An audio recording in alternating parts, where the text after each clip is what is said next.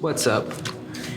We're gonna be doing a little review between the Canon EOS-1Dx MarkIII and the Canon EOS-1Dx MarkII.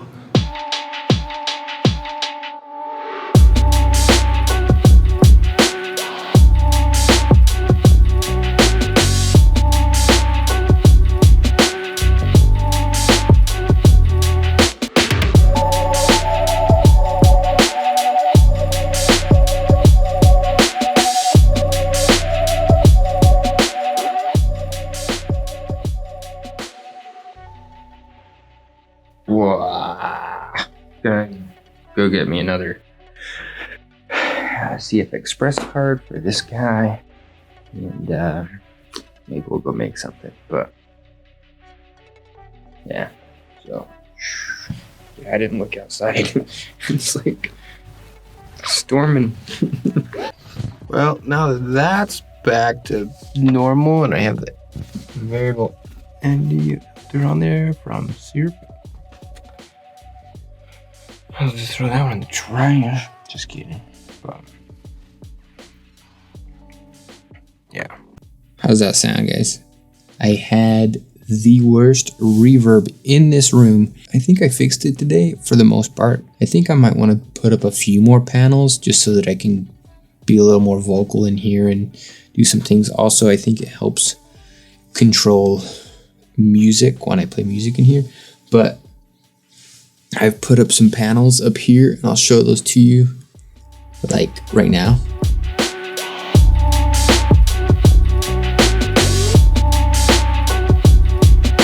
I have these curtains up over the windows. There's 4 windows in this room, and it's like wreaks havoc on the sound. So I'm shooting now on the 1DX MarkIII. I'm pretty stoked about this camera. One thing that I'm not, this is the first time I have ever had to create proxy files with the footage that I have so that I can make it through and edit. The last video I did, the sound was atrocious. I had to work so hard to take out that room slap reverb that you were getting out of this room. And so hopefully I fixed that. Hopefully. But the last little segment where I was like, hey, please subscribe to this channel and click the bell button so you get notified every time I upload, and hit the like button and comment below, all that stuff. Filmed that all on the 1DX MarkIII. But when it came down to editing that little last segment, it was like a drag and drop, and I didn't even bother trying to proxy file that, and I kind of like roughly edited that together, but I think it came out pretty decent for what it was. The thing that kind of sucks is that took about 45 minutes to proxy file. I don't even know, it's probably 60 video clips, video shots. I also picked up a new CF Express card today for this, and a new replacement variable ND filter that sent me back way more money than I wanted, but doing it for you guys, doing it for this channel, doing it so you guys can have some awesome content from me. So yeah, let's get into this review where I compare this 1DX MarkIII with the predecessor, the 1DX MarkII, for you guys, so you guys can see the difference between the ISO gains between these two, and maybe I'll get into some other stuff that I think are some really good improvements. Let's get to it.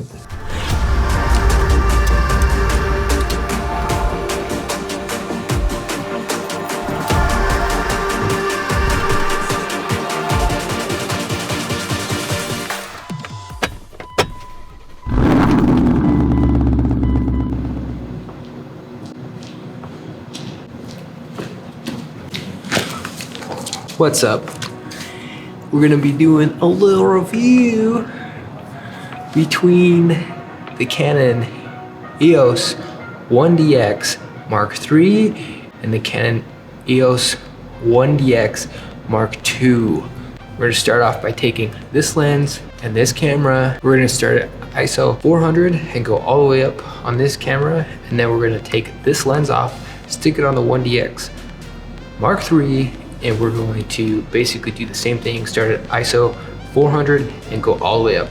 So, you guys ready?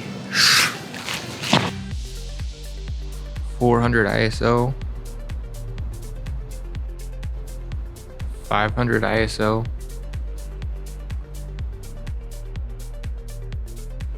640 ISO, 800 ISO, 1000 ISO, 1250 ISO, 1600 ISO, 2000 ISO, 2500 ISO, 3200 ISO, 4000 ISO, 5000 ISO. Gonna move the f-stop to 2.5, 6400 ISO, 8000 ISO,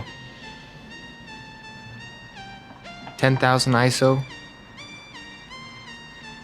12,800 ISO,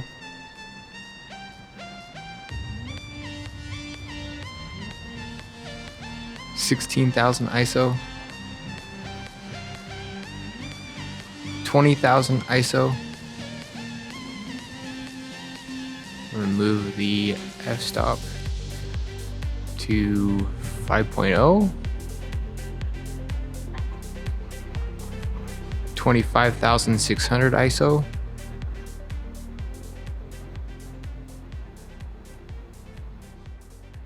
and that is where the 1DX Mark III stops. What did y'all think of that? So there's a few other things that I've really enjoyed in just a couple days that I've had the 1DX Mark III, and that is when I switch between taking photos and video, it switches the mode. So let's say I'm shooting, most times, almost always, I shoot manual when I shoot video, and oftentimes I tend to either shoot shutter priority or aperture priority when I shoot photos. So with that said, basically when I switch, it knows or remembers what I was in last. With the 1DX Mark II, it does not remember that. And so oftentimes I've had to fumble around and get it back into the mode and then fumble around a little bit more with some settings. So I think with the 1DX Mark III, switching between taking photos and video is much easier and a little more streamlined. The less steps involved for me to make that switch, the better it is for me, easier it is for me, and it means I'm not gonna screw something up. So as you can see with the 1DX Mark II, when you are in video recording and switch to taking photos, it stays in the same mode. If you switch to aperture priority like I just have and switch it over to recording video, it stays in aperture priority. This is different with the 1DX Mark III, where when you make the switch, you keep the last settings used in the different modes between recording and taking photos. All right, so the next test that we're gonna do between the two of these things is the autofocus detection. Now I know that the 1DX Mark II has sometimes struggled when I've done this or do this or go like this or move this, do that, and basically do that. So it's always struggled, or often struggled, especially when I put on a bigger lens and the depth of field and it has to really search. And so we're gonna test that out now.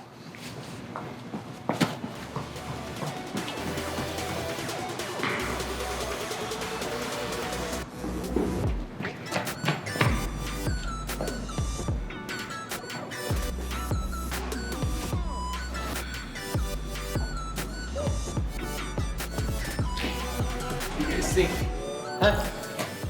What? So, please, if you've made it this far, subscribe to this channel, hit the bell button so you get notified every time I do upload. Give me a comment, tell me what you liked and didn't like, and give me a thumbs up if you think it deserves it. Thanks, guys. Appreciate it. See you in the next one.